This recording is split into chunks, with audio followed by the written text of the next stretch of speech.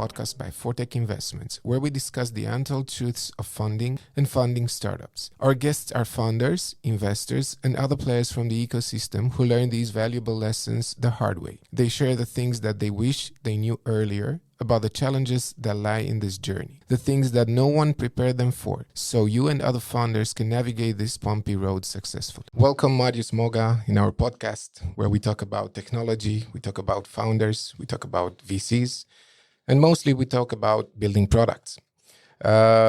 It's really cool to see an artist in this ecosystem landscape, whatever we call More it here. of a producer than an artist, but yeah. Still, I think... Artist in the sense of creativity and arts. Yeah, okay. So basically you are the mathematician of the artist, right? Yeah. Okay. Now, maybe people haven't heard about your project, but of course, most of us heard about Revocalize AI. I don't want to start with describing the product at this point, but I would like to know, how do you feel with this new persona, let's say, the founder of a startup in the technology space, in the AI space, especially now where VCs and angels look really closely at the founder profile? How do you find those two worlds that are, I don't know, maybe not colliding right now, but there are two worlds? To make a short intro, I don't think this is my first startup in technology, because starting as a producer, you are a startup. You're actually a walking startup. First of all, when you start, nobody knows what you're doing. Of course, they know you want to do music, but they don't know what kind of music, what are you going to change, what's the value proposition, why should I work with you and not somebody else?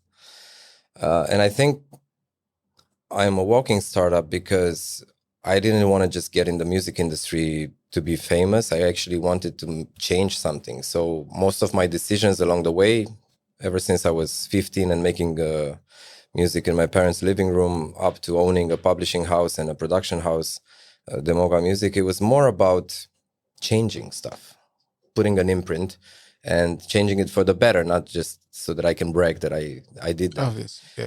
So most of my decisions along the way seemed a little bit arrogant, because probably that's something that describes better an innovator. Then, of course, you learn also to be humble. You know, things don't come just because of me. They come because of the artist. They come because of the industry, of the situation in the music when you do music. But then transcribing it to the Revocalize, the Revocalize startup is mostly about making the music industry progress. So the reason that I actually started this with Sebastian was because I know the pain points really, really close. They're close to my, I don't know if my heart, but they're close to my upbringing as a musician. I know the pain points in the music industry and the entertainment industry, and the rhythm in which the music industry actually evolves is really slow. That's because what you see from the outside is the artist and the idol, or the famous guy, the frontman, we could call him, in rock bands or pop bands or boy groups. But behind the scenes, there's actually some guys that have the most patience in the world, and those are the producers. It's not even the label, it's not even the artist, it's the producers. They have the most patience. And why you need patience? Because every artist is like making a startup. If it's a new artist and it comes into your studio, or a label sends him or her to your studio, you don't just make music. Everybody makes music. What you want to do, if you want to be successful, is to try to position the artist and say, okay, who are you fighting? Who are your competitors? Who are the artists that you're going to steal market?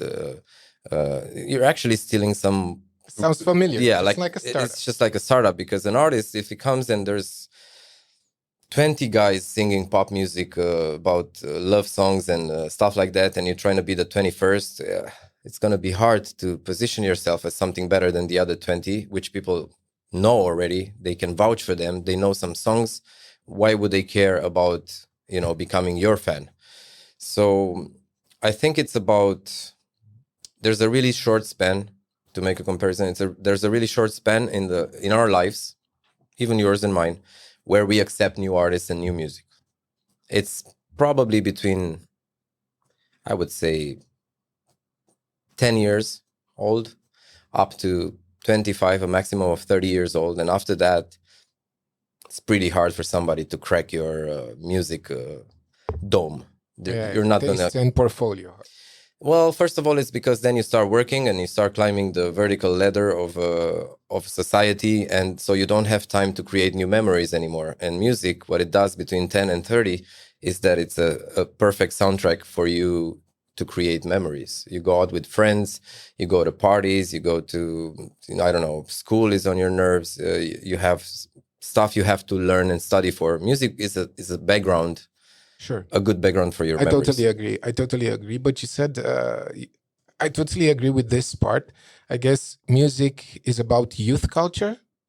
And this is the reason it is about youth culture. And that's where the trends come from, because you're more open to listening to new artists, to new genres. Yes. And then at some time, at a point in your life, you hit a wall and you say, do I need to listen to I think it's a differentiator from your parents. Could be, but I think new generations... I used to listen to the music my father used to listen to up until one point at which I was like, but he's older than me. Like I'm, Yeah, I get it. So I need to find my own artist that I listen to. Be my own identity. Yes, my own identity, not to borrow from somebody else. Not only parents, but like grown-ups around you while you're growing up. And the main reason why you still have big artists from the 80s even touring around the world, it's because the people paying tickets for their shows, they never accepted other artists. And they kept waiting for Iron Maiden to come to Romania. I know. Yeah. And basically those bands are not hitting any tops, any billboards right now, but they have huge festivals. In physics, it's called inertia. Yeah, true. Inertia, cool. It doesn't apply to all bands, but to the bigger names, it usually applies. There's also bands that kept it up, like U2 always try to, I don't know, mingle with the urban world, making a cover for with Mary J. Blige. Yeah, but they are stuck in a contract in Las Vegas right now, and they are not doing. It's called a residency. Yeah. And it's usually an exit plan. Yeah, sure. Still the resemblance with startups, right? Yeah, there's Adele is also in Vegas, and it's an exit plan. Cool. Celine Dion was there for quite some time. You said something really interesting. You basically came up during the 2000s era. Yes. And you were the first, let's say, producer that was going mainstream, because up until you, we didn't hear about producers as a community. Yes. That was something new. What is Marius changing now, entering this tech space? So basically, to start with the problem, this is something that's been going on ever since the 60s, right? You're trying to find repertoire for an artist you want to develop. So what you're doing is you're going around and asking composers, producers, songwriters, hey, give me all you got. I need the best songs. I have this talent. He can sing anything. Give me the hits, show me the money. And labels usually and managers for artists, they want the hits, because otherwise, why would you invest in just nice music? Everybody does nice music. Music is nice by default if you don't screw it up enough. Yeah. So people are looking for the viral songs, even in the 60s, even in 2024. They're looking for a song that could, be on everybody's lips and playlists. What we have a problem in the music industry is that finding that song that would break an artist, it's the most difficult part of a career. To give you an example, I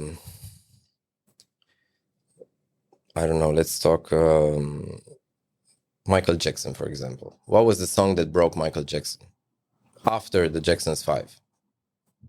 I think Beat It or Billie Jean or something. Yeah, like that. one of those. But see, there's songs that you remember even 30, 40 years later. Sure. It's because the match between the artist's voice, the production that Quincy Jones at the time did for him, the words that came out of his mouth,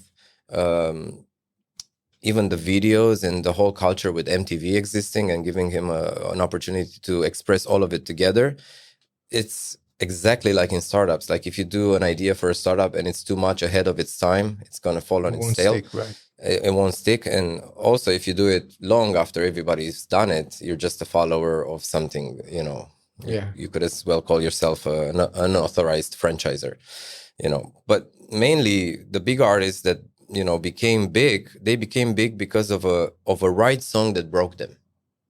So to talk about Revocalize in comparison, the pain point was actually Michael going into the studio and recording maybe 40, 50, 60 ideas, studio time every time, paying for the engineers, paying for the studio time, pre-mixing it. Especially back then when we... Oh my God, it was so much more expensive than now. They used tapes. I know. And analog was really expensive. I mean, people don't have an idea. Even in movies, back in the time when they were shooting on film, right? So it's a lot of expenses to find the take.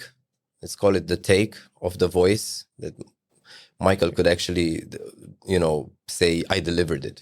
This is it. This is the song. So all those ideas, and I'm talking, if you multiply it by the number of artists in the world, and you imagine each one to find 10 songs for an album, usually go from 50 to 100 songs they cut. Okay. Cut meaning they record, right? Yeah. It's an industry term. Sure. That's a lot of money. And time. It's like going to the Vegas, because you said Vegas. It's like going to Vegas and being willing to lose 90 roulette spins just to win, or 99 roulette spins just to win the number 100. And that's what they would do, and that's what happens today. Like I have a friend that said he's working at Rock Nation, and he said Rihanna gets around 5,000 demos per album. Wow! Like who's gonna ever listen to those demos, and who are the guys paid enough to actually play them on repeat until they feel that one of them has the potential to be, the heavy rotation hit? It's pretty much a gamble. And the people in the music industry that do this selection, besides the artists, right? They're called A&Rs. It means artists in a repertoire. So this guy, the A&R, he's paid to actually discover hits. So he's going through the demos. One demo is with a guy from... The demo singer is a guy from Nashville. The other demo is a guy from LA. The other demo is a guy from New York. Somebody from Tokyo sent something in. A guy from Romania sent something in, And you're trying to imagine how Rihanna would actually sound on that song. And then you choose from the 5,000, at least 50 that you go, we need to cut this because I don't know. I don't even want to, put my name on it and say these 10 are the ones you're just going to record this 10. No, they're going to kindly find and try to find space in her schedule to record 40, 50 demos so they can get to the 10 that everybody says, oh my God, it's an amazing album. It's going to sell millions. It's going to have billions of streams. So all this process is a lot of wasted money and time for the artist, for, everybody involved, trying to filter it down so they could hear those ideas with her voice. Of course, she also writes, so besides the 5,000 demos, she has songs that she started, So it's a competition for time, and money is being thrown away up until AI. So what AI in music, and how me and Sebastian started this company, I was immediately blown away by the idea that now you can have exactly 5,000 demos already into Rihanna's voice.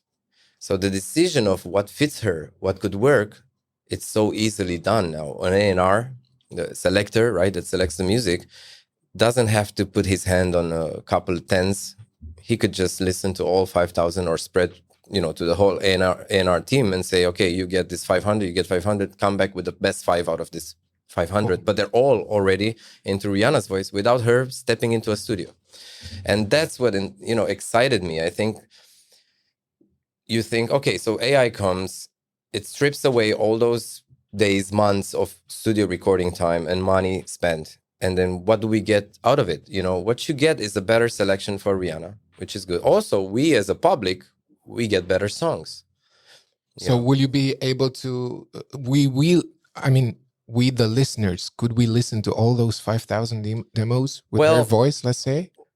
I don't think any A&R would want to release 5,000 tracks by Rihanna, but sure, but I think you're building a potential new market. But the blue ocean here is that the rejected songs, right? True. The rejected songs, I can't brag that my song made the album because it got rejected, right? But I can brag that I pitched it to Rihanna. Okay. Right? So if it got that close, that one A&R from Rihanna gave it some listens and then decided, I don't know, it's still a song that got on the table. True, but it is a subjective decision-making process because that's what me and Sebastian identified in the whole music industry, that it's very, very subjective. I mean, the A&Rs that are appointed to do this, they're still human beings that are having their own musical culture, musical background. They see Rihanna in a certain way, of course, right? Of course, they make a strategy. You know, we want the new album to have a bit of rock, but you have a blueprint. Definitely, you have a template. But it's a subjective decision. True. Even Rihanna's decision could be, and I'm giving Rihanna as an example, but it's every artist around the planet. It's even artists from Romania, like Andra or Smiley, like they have the same issue. They're gonna go in the studio and make 40, 50 ideas. They have to decide on 10. How do you decide on them? It's still a subjective decision. Now, in the future, what you're implying is that now Rihanna doesn't want to go on the A&R's bet, and she doesn't want to go on her own bet. So what she says is, I empower the community. I'm gonna ask my community of 50 million or 100 million followers. I'm gonna give them 1 week only. Here's the 5,000 tracks, all in my voice. Please vote them. Which ones do you want on the album? And then. But I think this is amazing. I mean, isn't this progress at the end of the day? Yes, we're changing the status quo. It is. That's why I got excited and I stopped for a second, and I've almost never stopped making music. But last year in April, when we decided we're gonna do this, we both stopped what we're doing and we just did Revocalize. Yourself. Because otherwise it would have been like a nice idea, maybe one day, you know. And there's not a lot of competitors on singing AI. That's what's good to mention. I mean, we identified around plus minus 10 companies, you know, that are worth looking at that do this. And out of those companies that also have a co-founder as a musician, almost none. So I think the advantage in this market, it's kind of big. It's hard to emphasize it in a 50 minutes podcast, right? But I'll give you a few examples. So this is one problem we solve. The time and the money saved to check out those demos if they really fit the artist. After you've made the artist record them, right? You no longer have to do this. But then when you go upscale and you go to publishers, which publishers are, let's say, the intellectual property administrators of songwriters and producers, and the labels, they have this relationship where the publisher pitches, almost like in baseball, they shoot arrows at the music label, goes like, what about this for Justin Bieber? What about this for Selena Gomez? And then also labels have A&Rs, the same, like publishers. And they go, okay, so which one should I choose? They're bombarded with information, with new songs, right? So what this solves is now the publisher can say, look, here's the demo. It doesn't matter who the voice on the demo is. It's not close to Bieber, or it's not close to Usher, or it's not close to this, but you can listen to it in all of your artist's voice. Okay, but still somebody has to record that. No, nobody. Song? I mean, yeah, the songwriter, but that's something that already happens when we create the song. I'm in the studio. I could be myself. I want to write a song for Andra, let's say, right? It could be your voice, but then it will be rendered as they. Like if I have a relationship with the artist and the artist knows my voice and I know my voice 90% of the time, it sells the demo. It's because of my delivery. Okay. So you're not buying notes. You're not buying lyrics. You're buying the whole thing. I'll give you a good example. Again, I'm going back to Rihanna. It's her day today. But there's a story about diamonds, right? We all know diamonds in the sky. Of course they know this. So the A&Rs and the management, they were like, oh my God, Sia just wrote a hit and we want you to record it. You know, Rihanna was like, okay, fine. She went into the studio, but she cut it like her, you know, without respecting 100% Sia's delivery. What Sia's delivery had on that song is she was dropping a little bit of opera singing in it. Like she would go, diamonds in the sky. And Rihanna didn't do that when she cut it. She was like, she just did it like, you know, it's me, it's Rihanna. Like, I'm not going to copy somebody else. But then what happened is they would send the recorded demo back with her voice, and the label and everybody was like, we don't like it anymore. But we paid it. Why did you pay it already? Well, to put it on hold. We don't want anybody else to get this demo. We want you to get this song, but now it's not the same. And so they had to ask her kindly, respecting her evolution and everything, can you go back and recut the demo, but can you please do it like Sia? So she kind of like re-recorded the song, making the same kind of gimmick, going diamonds in the sky, and then they liked it again. So that proves that it's not just notes and it's not just lyrics, Sure. It's the whole delivery. That's what actually sells a demo. And if we're talking about this particular, and it happens everywhere, when I did the song for Maroon 5, I was in the studio with Brian West, the co-writer that I wrote it with, and I was cutting the demo, right? And my voice actually sounds similar to Adam Levine's, but not 100%, right? He's high pitch. He's really high pitch. And so Brian was like, yeah, you kind of sound like him, but can you make it even more like him? And I was like, but I'm trying my best. Like, I don't know. Let me Google this. I was like, what's Adam Levine's voice like? And one of the first results that came up was him during a voice episode in the US, where he was praising a contestant. And the contestant was like, no, but you have an amazing voice, trying to brush him. And he was like, no, I don't have an amazing voice. I sound like a 9-year-old girl. I was like, 9-year-old girl. Okay, let me try it again. And then I just tried to, like my daughter is almost 9 now. So I was almost trying to be a 9-year-old girl. And guess what? Brian looked back at me and was like, now you sound exactly like him. I was like, well, he said it. He described his voice so good that I just went and I did what he said. And they cut the song, like 2 weeks later, the song was cut by Maroon 5. It's on their album. It's Grammy nominated, right? So this is another aspect that actually, when producers want to pitch a song to an artist, they can't just send the same demo singer to all artists. It's not going to work.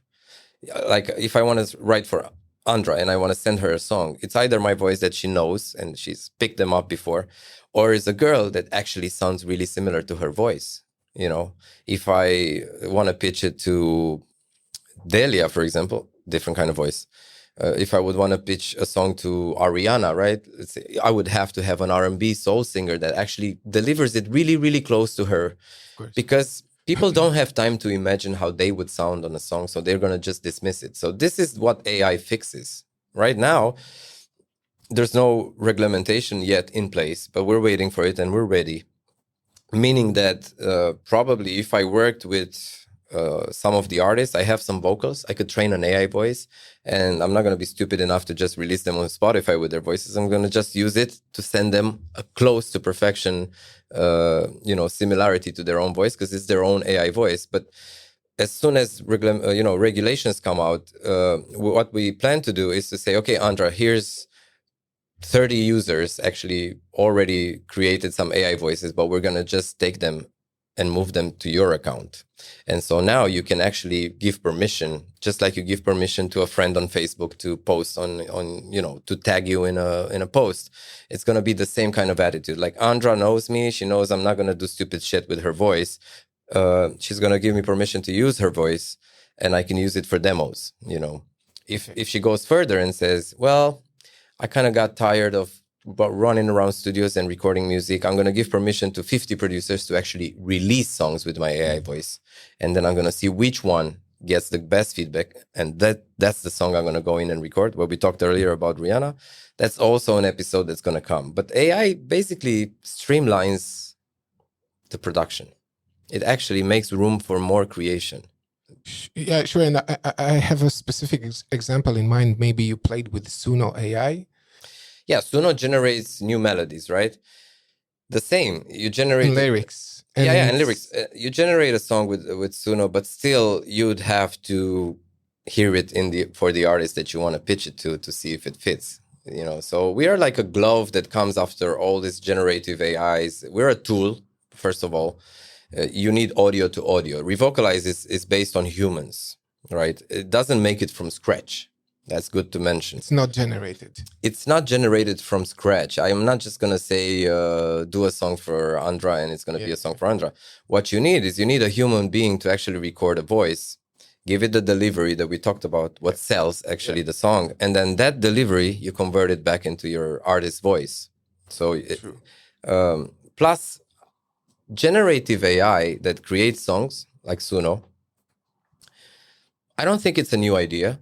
right? We've been having MIDI generators and melody generators for some time now. They weren't using AI, but they're kind of the same thing. It's called writer's block, right? You want to do a song, you don't know how to actually start. have features in GarageBand like that. Yes, to generate some bass lines, to generate drum strings, loops. right? Everybody has a GarageBand. They probably played a little bit in it. What AI is going to do is now you can say, okay, the training data for this is all the records that Andra ever released, and maybe a few other records that she likes. And then you create a pool of like Suno, but you make it personalized, right? What Suno doesn't do, and that's probably where it's going to head, is to make these little limited pools of data where you're going to want to create rock songs. And so you're not going to give it all the Britney Spears and the Christina Aguileras.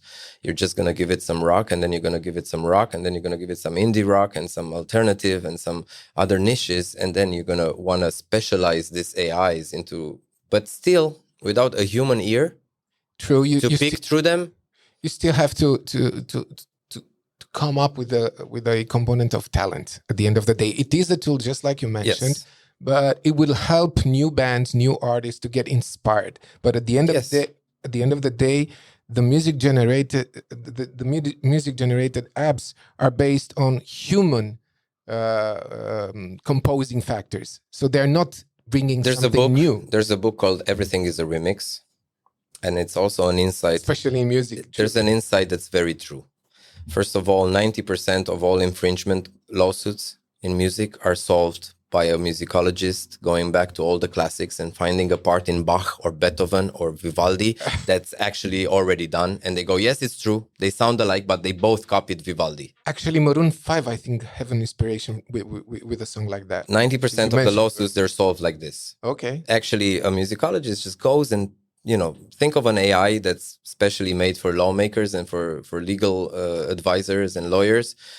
You just say, we just got sued that our song is resembling some other song. And then if you give that AI and say, okay, find me a classical work that's public domain, that both of these works actually copy, and done, it's done. But you will find them because obviously the chords are not so unlimited.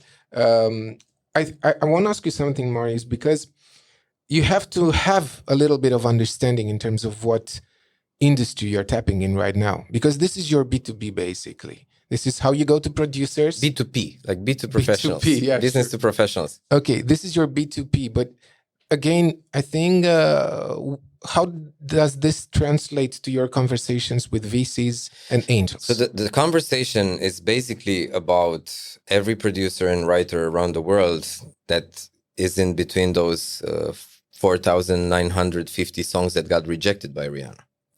We think actually, because so many people want to try music as a career.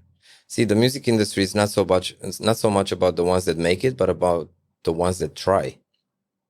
How so?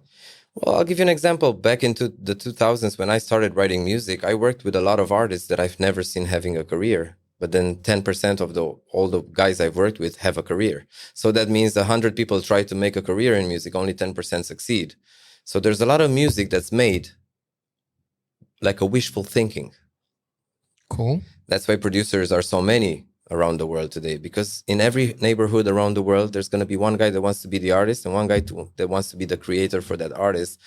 You don't know if they're going to make it, but they're still going to make some songs and release them on Spotify. Even if in 50 years from now, they're still going to have only 100 plays.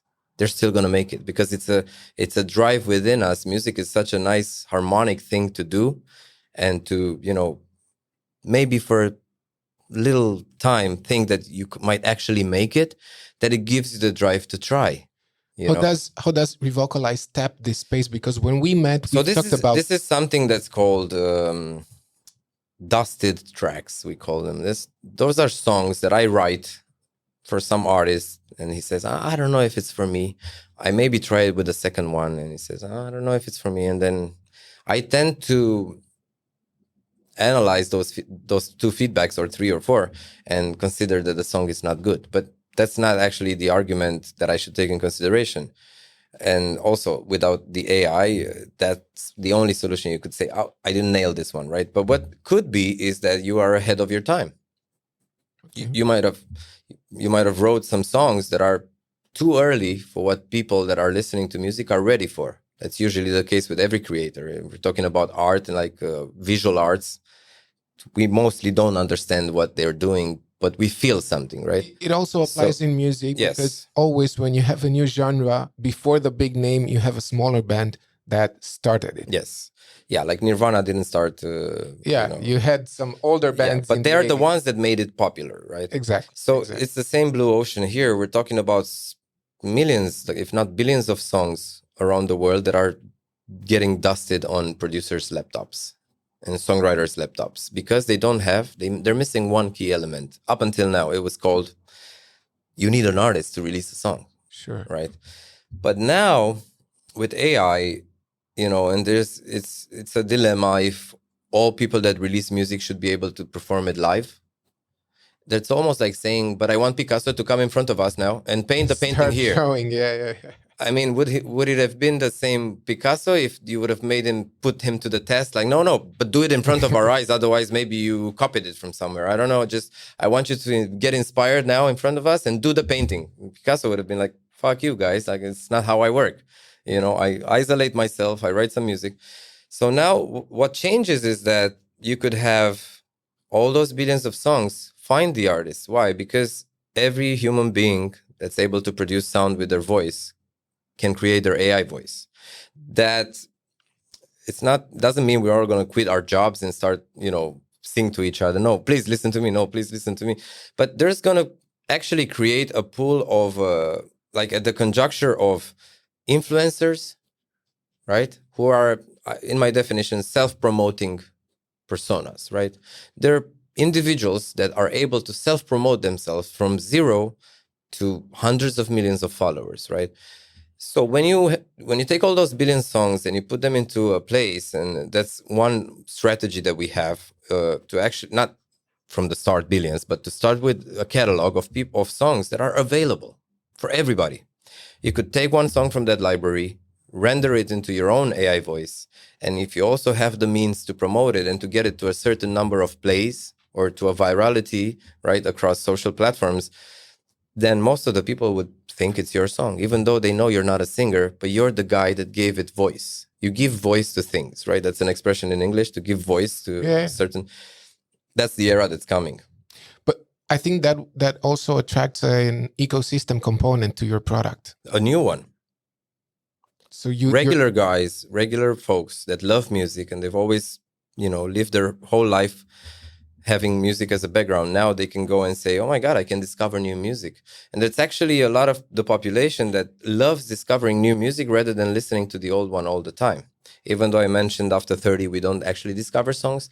That changes when the problem you have in your life, it's represented in a demo now. Imagine you can search unreleased music and say, oh my God, my boss is stressing me out. Fucking hate my job. I want to make a change in my life. I'm exhausted. I feel like I'm close to a burnout. I need a song to, to express. Yeah, for my I need a song to make me feel better from this point in my life. And so you search unreleased songs, and almost like Google, but it's a Google for unreleased music. It's going to tell you, hey, I made you a playlist of 10 songs that have never been released, but they reflect exactly what you feel. And trust me, when it's put like that together, you have a better chance for that guy to discover new music because it actually resonates with what he feels right then in his life, compared to listening to Teen Spirit when he's in his 40s, And it becomes relevant, and also it is a therapeutical process in itself. I mean, I love the use case. Yeah. Listening to music. I actually saw a guy, I forgot his name. Maybe you remember, Madeline. There's a guy now that actually has a song. It's full of curses and stuff, but he goes something like, F my job, F my boss. I'm not going to go to work on Monday. I saw it on TikTok. It's trending because that's the I don't know how to call it, but the path was always that. As a teenager and you heard Teen Spirit and you go, oh my God, these guys know exactly how I feel. Yeah. And then maybe you're an American girl back in the 2000s and you hear Britney Spears, oops, I did it again. And then you identify with that. And so music has always been that. But the way to get to the artist and to what resonates with you was a longer process. You know, media would have to push more artists. You would have to pick one that actually you resonate with. Now we're going to get to an era where you're just going to go, I feel like crap. I want to feel amazing. I have a lot of shit to do, like work. I want a song to express this or a playlist to express this. And you're not going to be able to find that in released songs. You're going to find it in unreleased songs. And you give them voice. They're all in your voice. So what's actually mind-blowing about this, I have an analogy for people watching and wondering, okay, what's all this blah, blah, you know, AI, music, the guy's taking us into all these places. But I have an analogy. Like, would you be able to fix your hair in the mirror in the morning and fix the clothes on you to look good if you would see Adele's reflection in the mirror instead of yours? If you would see your father's reflection in the mirror, if you would see Justin Bieber's reflection, you know, like if you see a friend's reflection in the mirror, if you see somebody else and you're trying to fix your hair, how would you fix your hair? Basically, we've been consuming music, not actually participating in it. Just think of this. All the songs we ever loved, you know, they only become ours when we start humming them. Even if we do it badly, wrong, and we're off key, we have a few drinks and then karaoke starts and we murder Teen Spirit. It's nothing like the original, but it's only the moment you start to sing that song and you start to express that song that you actually consider it yours as well. Otherwise, you're just a consumer listening to something that some other artists created. But the moment you start humming it, you start jumping around and missing notes, but you're actually expressing it, that's when you feel it's your own as well. So that's the new era that's coming, where I'm going to wake up in the morning and Revocalize. We're actually working on an MVP for this that's going to be like a Spotify in your own voice. You know, you go in and you say, okay, I feel like I'm going to light up a Cuban cigar and feel like Frank Sinatra. Okay, I want my way, but in my voice. Okay. You know, okay, I'll switch it up. Now I want to hear Teen Spirit, but in my own voice. I want to hear all the songs that have marked my childhood or teen, ages.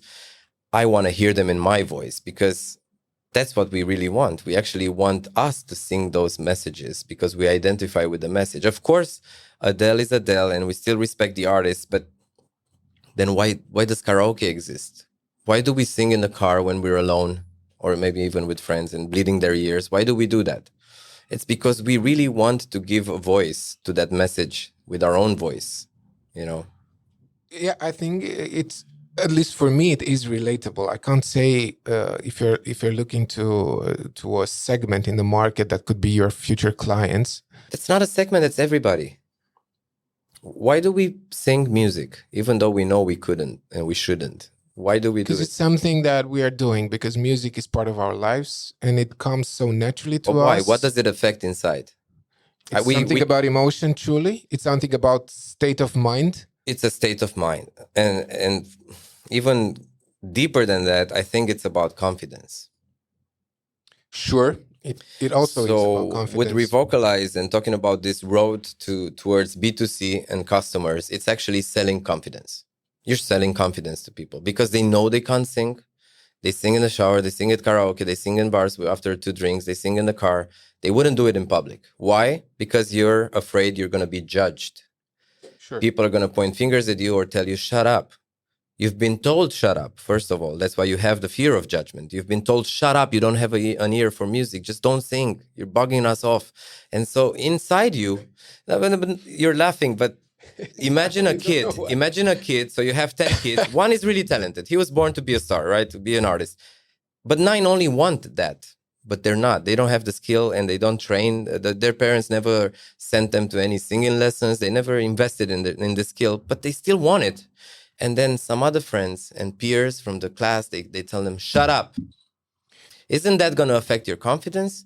In the long run, you're good at financing, right? You manage to prove them that you're a good doctor, you're a good lawyer, but still you have this confidence that was eaten away by your peers saying, shut up, don't sing anymore.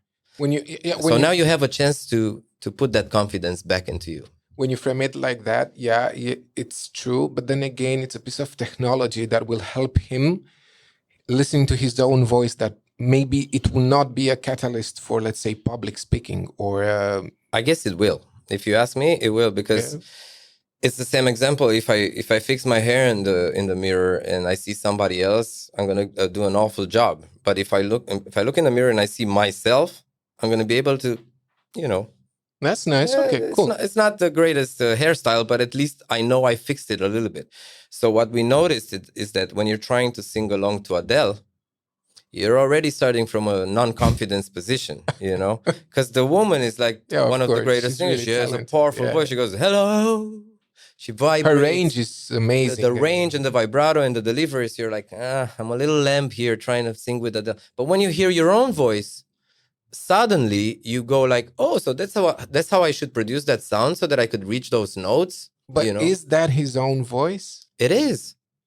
It is, because see, if you train an AI, let's say I want to train your AI voice. Yeah. If your vocal range is from C2 on the piano to C3, 1 octave, you don't have nothing higher than that, nothing lower than that. Yeah.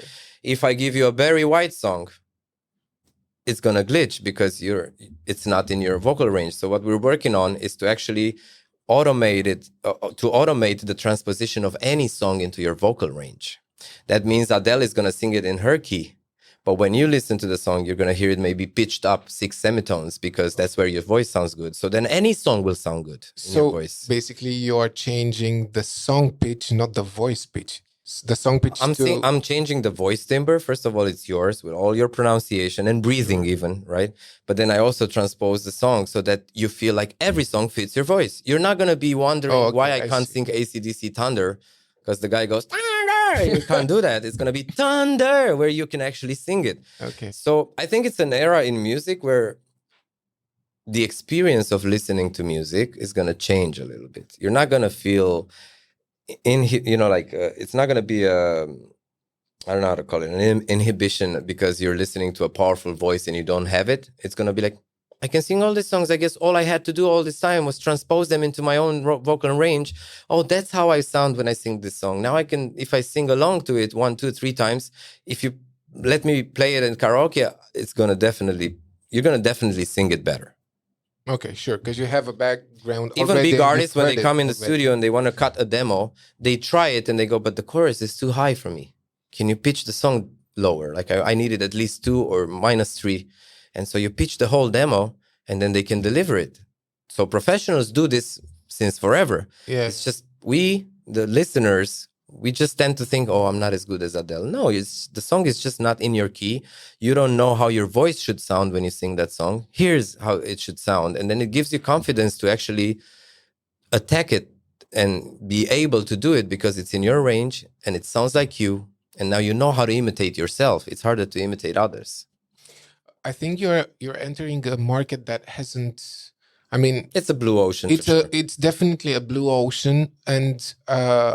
I think in terms of product design, pricing, how you build the ecosystem, how you tackle the legislation part of things that will surely come. I mean, especially here in Europe, because, Europe is not, it's totally different in terms of regulation than, let's say, US.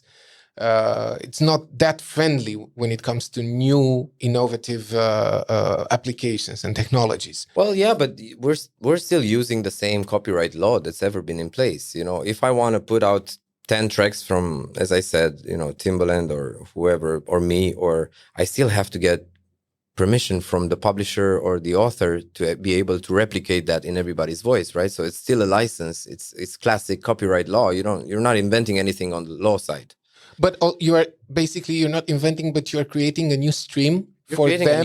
You're creating a new experience so that, yes, it's a new revenue stream. It's a new revenue stream. And then again, you have a community that will enter a market that's really new. Yes. And brings them a lot of it does create an upgrade for music. As we started the podcast by me saying the music industry hasn't been updated too much, in the past 50 years. But with this, what you're able to do is basically coming in and saying, look, I'm going to create not only one revenue stream for your song, I'm going to create maybe 5,000 revenue streams, since 5,000 influencers or wannabe artists took your song with their voice and now they're promoting it on TikTok. And spot on. Yes. You're talking about influencers, because I mean, the lines between influencer and musician are more and more Yes. not visible at all. They're blending. Well, from the creator side, this is great news. Why? Because I think also from your product side, this is, of course, that's why we're doing it. But I'm trying to emphasize the creators watching us. Like, you write a song and you give it to one artist out of 10 that you know, and you don't know if you made the right choice. And by the moment the song flops and it doesn't work, you go like, it wasn't good. I should have gave it to somebody else. Now you could actually give it to 5,000 people, watch the numbers and say, oh my God, out of all these 5,000 people, these two, they just brought it to 100 million plays on all the platforms. You know what? I think I'm going to give the official version to these two guys, or maybe Ariana gives you a call and says, hey, I saw that 100 million songs in a user's voice. I think I'm going to, give it a delivery of my own. So it opens up a new possibility for creators and their creations, first of all. And then secondly, I think it's necessary, man. I think it's necessary, just like Photoshop created this opportunity so that now you can add 6-packs to your abdomen before you have it, and stick it to the ceiling of your room so that you wake up each morning and go towards a better version of yourself. So that's why you go to the gym, you see yourself already photoshopped. And there's a hack also in that industry. You can do it through surgery now. So in terms of motivation, it's going to be all sorts of shortcuts that are going to appear, but more and more. But what I'm talking about is actually seeing a future better version of yourself, in this case of your voice and your excitement to sing. It's not really, you don't want to change your job, right?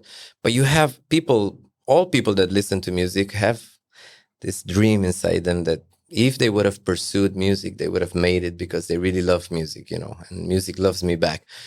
So now you have a chance to actually improve that skill. It is a social skill. If you look in the animal kingdom, like I didn't see any male bird that doesn't know how to do a dance or to do a song to get a mating partner. So there's something about dancing and singing that's in us to find the partner to actually hook up. I'm not saying people that don't dance and don't sing don't find wives and husbands, but it's still, it is a weapon, and it's an attraction magnet. Yes. And a feel-good activity. It's basically a feel-good activity. I think still there are some profiles, some personas that are really not drawn to this, let's say, type of activity, or it's really hard for them to get in the mood. And it's obvious that you can help them because you put them in that scenario. Well, and that's also what's going to be different is we're talking about us now, but I'm trying to also think of the Gen Z and the Alpha generation that comes even, right behind Gen Z. And they're not going to be as judgmental about a song that gives them a good vibe. They're not going to care if it's AI made, if it's human made, as long as it delivers on what they need. Almost like, trying to find an example, almost like my father would have been very proud to go into a library and trying to find some info from 30 years ago, and he cracks down on all the books there, and then he finally finds it. And he feels good that he found that information, and now he's in the know. He knows what he's talking about, right? And then I came along, and then also internet came along, and I would just go, see, I know it now in 5 seconds. And he goes like, yeah, but that doesn't count because you just typed it and somebody else told you that. But you're doing the same when you go into the library. Somebody else wrote it in a book, and then you went and you found it. So it's just the time that becomes shorter and shorter between what you want and how, in the moment you achieve it. Also, I want to ask you about the impact. I think through technology, the lifespan and the interest, you mentioned Gen Z and Gen Alpha, but we need to also focus on their ability to handle, let's say, songs. The lifespan of a song in terms of interest, in terms of how relatable it is getting shorter and shorter. True. Also, we look at the timeline of a song. We're getting back to the 70s, when Beatles had like less than 2 minutes songs. Yeah. I mean, We're going back there. Yeah, we're going back there, but this is a template that I saw it. I think also technology will help. It's not like I'm hyping your app right now, but I am aware. But thank you. I am aware of the context. It is. It's a context-based industry, and that's this. Yeah, and you're spot on that moment. Yeah, I think even thinking about the advertisers, how they're not making their jingles or commercials longer than 30 seconds or 1 minute. And we've been getting that for the past 50 years, right? It's commercials that actually make you feel like, oh, so you can actually compact and compress a topic into a 30 seconds commercial and still deliver the message to the people interested in it. Think about that. They're managing with 30 seconds. They go by with 30 seconds and you still go and you use their product just by seeing it 30 seconds. Of course, it solves the problem. You have the need.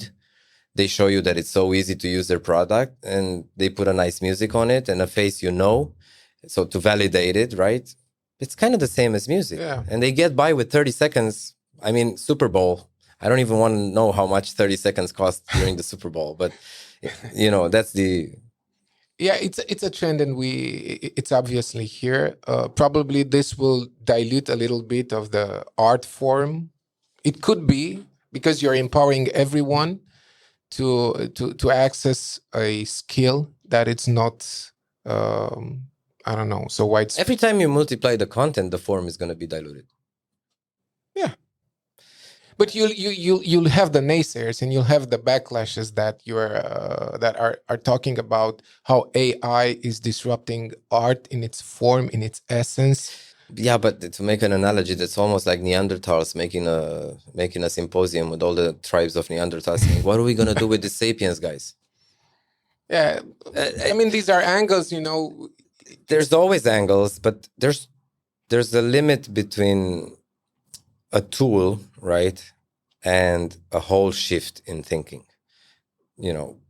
Once you use the hammer to break down the mountain to find gold, that's better than actually trying other rocks against rocks, right? Yeah. But then when somebody comes and gives you a bigger device to break the mountain, or even, I don't know, detonating the mountain and then breaking into smaller pieces and making conveyor belts that transport the rocks to other people, and you make a whole then you find more gold faster, right? So it's a matter of how you see inventions and innovations from your family and friends and cultural background. It's more of where you want to position yourself. You're going to be the conservatory, the I don't know how to call it, I guess it's a traditional thinking, right? Yeah. Or you're going to be there in the front of things. I hope that we can measure impact through quality at the end of the day. It doesn't matter. It's not about the numbers necessarily. But also, don't forget how many people, until Ford made the car available to the masses, everybody was laughing at him. It happens when you're in the innovative space. I think it happens even in class. You just go to class dressed up a little bit different than the other kids, and they're going to laugh at you because you're dressed different. Especially here in Romania, right? No, everywhere. I think it's called survival mode. Think about it this way. We're not in modern times. We're back in when Homo sapiens were, we're just figuring out what we're going to do, and we were tribes. And then you wanted to know who's on your tribe and who's on the other, who's coming from enemy tribe, right? So if you suddenly see somebody in your tribe dressing otherwise than the rest of the people, you're going to be like, who are you? No, I'm from your tribe, but I just tried a different outfit. What are you talking about? Yeah. We need to identify you. Otherwise, we're going to kill you. Are you stupid? Just dress like us so we know you're ours, So it's a survival instinct to actually conserve what worked, But that doesn't mean we have to forever stay stuck in time. Sure. I think we need to look at, evolving from where we are. And I know that this impacts society at all levels, not in this specific industry in music. I mean, we're talking about disruption in the AI field and how this will translate into roles, into human input. And I know it's the normal talk that. Since you talked about roles, you said roles. I think this is what music is. I'll give you an example. So you have big major labels like Universal and Sony and Warner, and they have big idols worldwide known, right? From whoever to Taylor Swift to, Katy Perry to the big names right now. Yeah, big names, right? But then what are you going to do next month when you have a special event in your life and you want to throw a wedding because you just decided to get married? You can't afford to ask Beyonce to come sing at your wedding, correct? So you're going to look at Romanian artists because they're closer to you. But then even the Romanian big stars, you can't catch them because they're scheduled. There's still a human schedule. You can't catch them to. So what that does is the role of the entertainer at an event gets diversified into having all these talented people otherwise, right?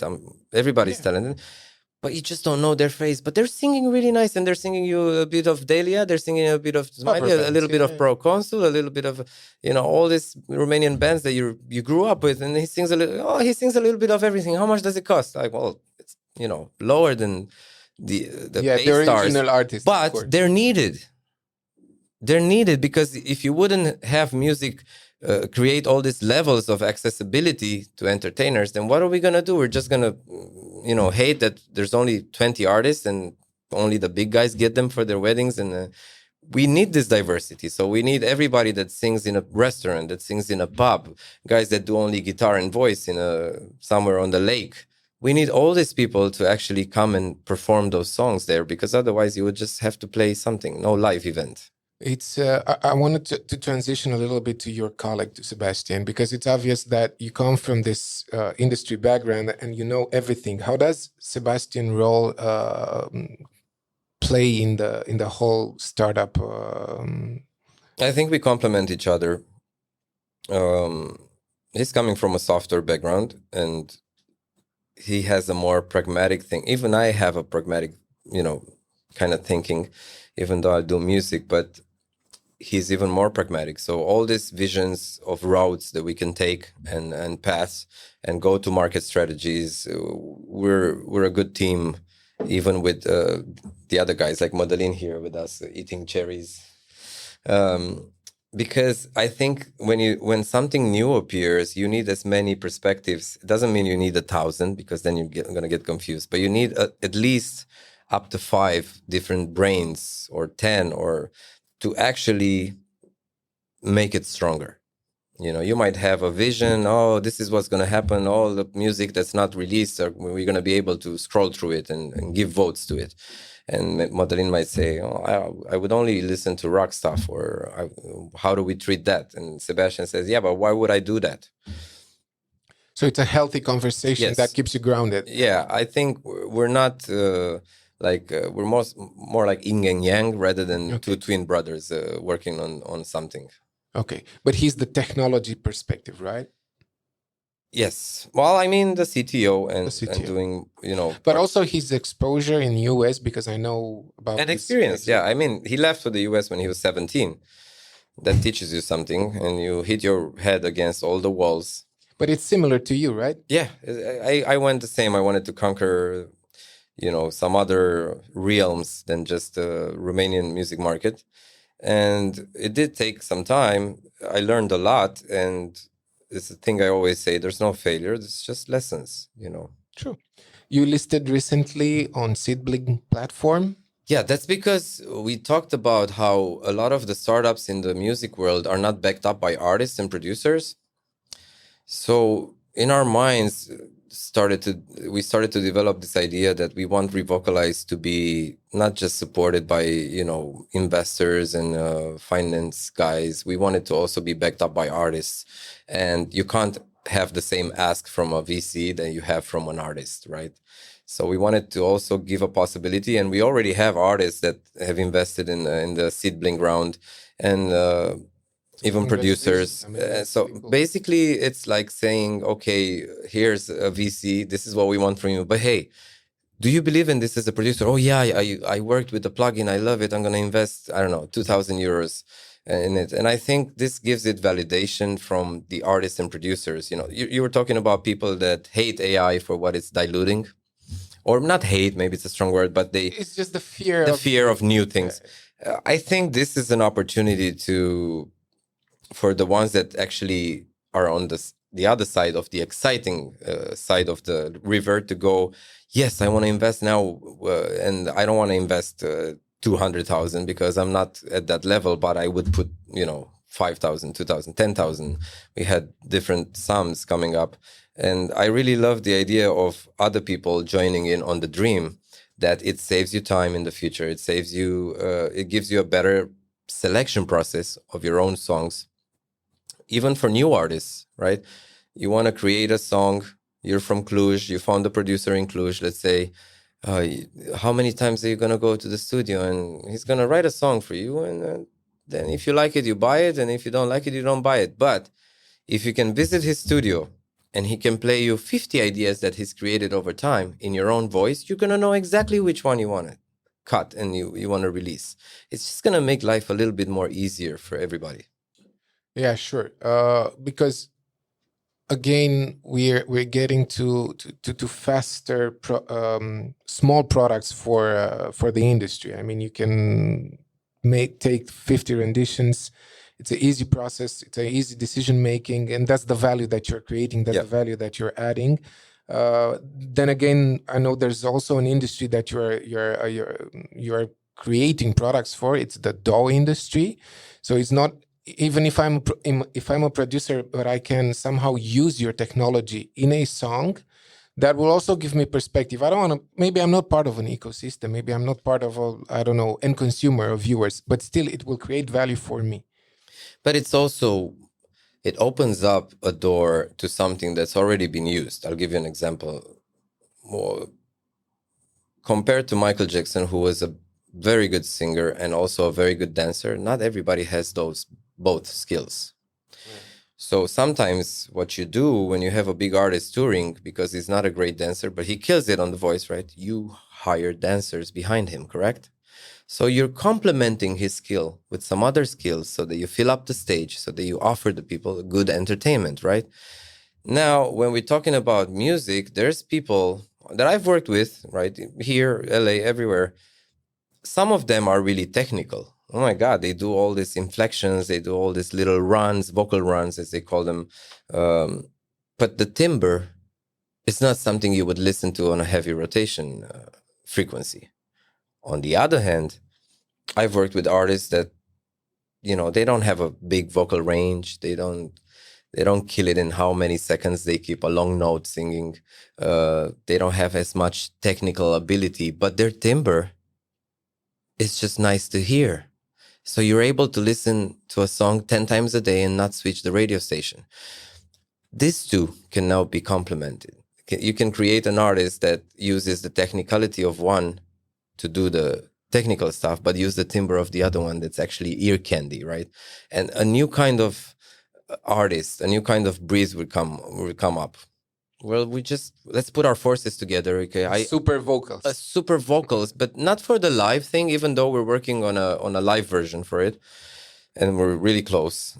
Yeah, it's freaky. So you sing and Autotune 2.0 or 3.0? You sing and you hear yourself as Andra, and we're thinking about a marketplace where you can actually just pay licenses. I'm a wedding singer, but every time I get to the Smiley song, I'm gonna pay a little license to Smiley, and I'm gonna use his timbre. I get to Andra, I'm gonna pay a little license. And can you work through the latency? We brought it so close to, like, now it's under 200 milliseconds, which is almost workable there. And it's a matter of mixing the right hardware with other software stuff in terms of limiting the predictions the AI is going to make. But this is cool. Yeah. And I see the use case. It's really obvious. You don't have money for Delia, but you can have you can have dedications from the guy. And still I see the link of new streams for artists. Yes. So this is another new streams of revenue. Yeah. I think whoever has a popular voice today that AI has will make money with us. Yes. Yeah, true. What's next for Revocalize? Because you're looking at also new modules, as I see. What's next in a timeline? Let's say this year, end of year. This year, end of year, we have one goal. We want to actually capitalize on producers using our product and independent labels, even talking with some major ones like Universal. And we want to get to a critical mass of a few tens of thousands of users that are using it and paying for the product. And we've noticed that it became a must-have for the ones that tried it. And that gave us a lot of confidence. There's one thing to maybe know about AI voices, and you didn't know you need them, and now you found out and you need them. The others are the ones that already know they need them, and they're looking it up. And I think we're doing a great job on the audio plugin. On the audio plugin that we released, we're first around the world. Everywhere in the world you type audio plugin AI voices, it's going to show the first unsponsored link organically is Revocalize, which is just a really good thing, Are you tracing numbers here? Do you know how many producers are using the VST? Well, I think it's up to 10,000 now, active users. Most of them from the US. Okay. So it's a freemium model right now, right? No, we have also paying customers. Oh, cool. I think it's a matter of promoting it. We just are perfectionists. We didn't want to brag about a product that you try once and then somebody else comes and says 3 months later, oh, I tried it, it's amazing. No, I tried it 3 months ago, it was bullshit. I want people to recommend it to other people, and producers are this kind of close community. True, yeah. And if somebody puts the stamp that it's not usable, you're not going to use it. But if a friend of yours says, oh my God, I tried this plugin, it's amazing, I trained my wife's voice and now I'm releasing the songs with my wife, she's actually sounds really good when I sing it, and she has the timbre on it. Or even big artists and producers in LA, I think it's the most important thing is to have a really good product. Okay. Because this is not in the second phase of AI voices where now you can go around and find go-to-market strategies. Oh, I'm cheaper than those guys who are the leaders. This is the moment where you can stand out by having a really good product that people would use for releases, like actually official releases of music. And also, I think traction is something that you could brag about, and the fact that you have paying customers, it's another thing that you could brag about. And it happened in a few months. I mean, we worked almost a year on it, but when we released it, I think the feedback is good. We still, every company like this has to be improving its, the web app or the plugin or add some stuff. Even our communication with the community has to increase in quality and getting feedback from them and putting it back into the product. But we have the willingness and we have the drive to do it. So okay, cool. Well, Marius, thank you so much. I think we've touched on a lot of cool points. Also, before we finish the podcast, I would like, if there's a message that you'd like to give the younger generations of producers and musicians. There's so much knowledge that you have, and now the fact that it's not only knowledge, but it's also about how you see things are developing in the near future. What would you say to these younger generation that are looking into getting into music, getting into the whole social media space that blends also a lot of music? I think the biggest advantage and also the biggest disadvantage of a producer that has credits, the advantage is experience, knowing what roads to take to make a song a hit. The disadvantage is that now you think you know everything. So you're not going to try other stuff. You're not going to innovate too much. So the advantage is, if we reverse that, it's exactly in a mirror what the new producer has. He might not have the experience, but he has the drive to make something completely different than all the producers that existed before him, and try different sounds and try different structures for the song and try different ways of bringing a song to life. And I think they have to exploit that. When I was young, I'm still young, but when I was almost like a teenager starting up, I would think, doesn't matter what I do, I'm just going to do crazy stuff. And people would tell me, like, that's never going to play on radio because it's different. And I was like, perfect. and you see they're going to play it because it's new. You have to have that craziness of doing something new, original, and even do it to prove me or other producers that have made it, like, let me show you how it's done now. Like, you have to have that attitude. It's a competition with the previous generation of hit makers, so that you can actually innovate music in itself. Cool. Thank you so much again, Marius. Thank you. Yeah, that was it for today. Thank you.